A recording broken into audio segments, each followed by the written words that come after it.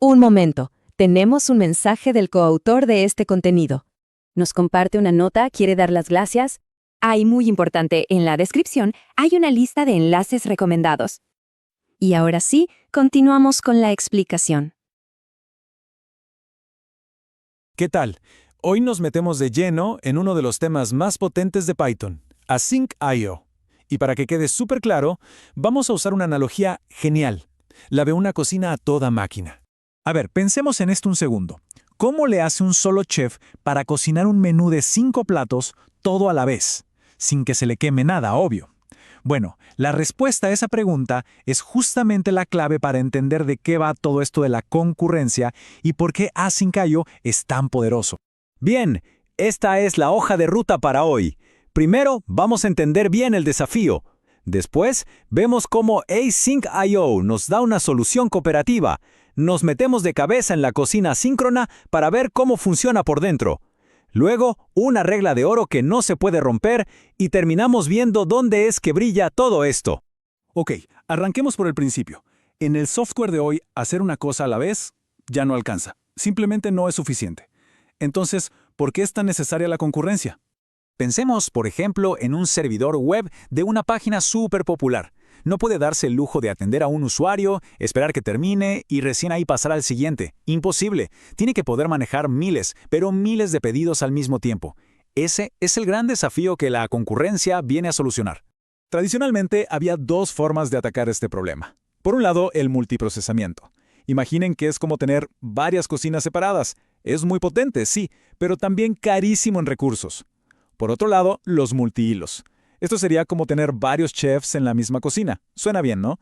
Pero en Python hay una regla medio rara, el famoso hill, que es como si solo hubiera un juego de cuchillos y solo un chef puede usarlos a la vez. Sirve, pero no es ideal, sobre todo cuando muchas tareas se la pasan esperando. Y ojo, esa palabra esperar es la clave de todo. Cuando decimos que un programa está ligado a I/O o es I/O bound, nos referimos a que el problema no es que el procesador sea lento. No, para nada. El problema es todo el tiempo que se pierde esperando una respuesta de la red, esperando que un archivo termine de leerse del disco, esperando a la base de datos, pura espera. Bueno, y es justo acá donde aparece Async.io, con una idea totalmente distinta. En vez de que el sistema operativo ande obligando a los chefs a cambiar de tarea o que tengamos varios chefs que se chocan entre ellos, la propuesta de Async.io es un solo chef. Pero un chef súper eficiente que sabe por sí mismo cuál es el momento perfecto para dejar una cosa y agarrar otra. Y lo más increíble, todo esto en un único hilo de ejecución. Y uno se pregunta, ¿qué tiene de bueno este modelo? Bueno, la palabra mágica es cooperación. Las tareas, digamos, son amables. Ceden el control por voluntad propia justo cuando tienen que esperar. Esto hace que el cambio de una tarea a otra sea casi instantáneo, sin costos extra. Y como todo pasa en un solo hilo, ¿se acuerdan del hill de Python? Bueno, acá simplemente no juega, no es un problema. Perfecto. Ahora sí, volvamos a la cocina. Vamos a espiar un poco cómo se organiza este chef asíncrono para hacer su magia. El cerebro de la operación, el corazón de todo, es el bucle de eventos. Ese es nuestro chef. Y su trabajo, en el fondo, es bastante simple. Tiene una lista de cosas que están esperando, la sopa que tiene que hervir, el archivo que se está descargando, y mientras esas cosas pasan, él aprovecha cada milisegundo para avanzar con otras tareas que sí se pueden hacer ya mismo. Y este diagrama lo muestra perfecto. A ver, paso a paso. El chef empieza a preparar la sopa, la pone en el fuego y claro, tiene que esperar a que hierva. Ese es un punto await, un momento de espera. Pero en lugar de quedarse parado mirando la olla sin hacer nada, el chef dice, listo, esto está en espera, cede el control y ¡pum!, se pone a cortar la ensalada. De repente, suena el temporizador. El bucle de eventos, nuestro chef sabe que la sopa ya hirvió y está lista para el siguiente paso, así que deja la ensalada un momento y vuelve a la sopa. Es eficiencia en su máxima expresión. Y acá llegamos a un punto importantísimo, una diferencia que hay que entender sí o sí. Si se usa wait directamente sobre una función, la cosa es secuencial. Es como si el chef se quedara hipnotizado mirando la olla. Pero, y acá está el truco, con async.createTask, la historia cambia por completo. Es como darle una orden al chef. Che, ponete a hacer esto y cuando lo tengas listo me avisás. Mientras tanto, yo me voy a hacer otra cosa. ¿Se entiende? Ahí, justo ahí, es donde nace la verdadera concurrencia. Y miren, los números no mienten. Los resultados son clarísimos. Digamos que tenemos una tarea que tarda 2 segundos y otra que tarda 1. Si las hacemos de forma secuencial, una después de la otra, el tiempo total es la suma, 3 segundos, lógico. Pero si las lanzamos de forma concurrente con Create Task, el tiempo total es el de la tarea más larga, en este ejemplo, solo 2 segundos. ¿Por qué? Porque no esperamos, se hacen al mismo tiempo, se solapan. Ya vimos la eficiencia brutal que se puede conseguir, es increíble, pero como en toda cocina de primer nivel, hay una regla de oro, una sola regla sagrada, y si se rompe esa regla, todo este sistema tan elegante y eficiente se puede venir abajo, catástrofe total. Y acá está, con todas las letras, para que quede grabado, el pecado capital, lo que nunca hay que hacer es bloquear el bucle de eventos. Y si lo pensamos, tiene toda la lógica del mundo. Si nuestro único chef, nuestro único hilo, en vez de ceder el control amablemente, se queda trabado, haciendo un cálculo súper largo o esperando algo que no es asíncrono, se paraliza todo. Ninguna otra tarea puede avanzar, nada. La sopa se quema, la ensalada queda a medio cortar, los pedidos se acumulan. La cocina entera se frena en seco. Acá tenemos algunos de los sospechosos de siempre. Por ejemplo, usar el time.sleep normal en vez de await async.sleep. Ojo con eso. O usar una librería de red que no es asíncrona, como requests para hacer un pedido. Eso congela la cocina al instante.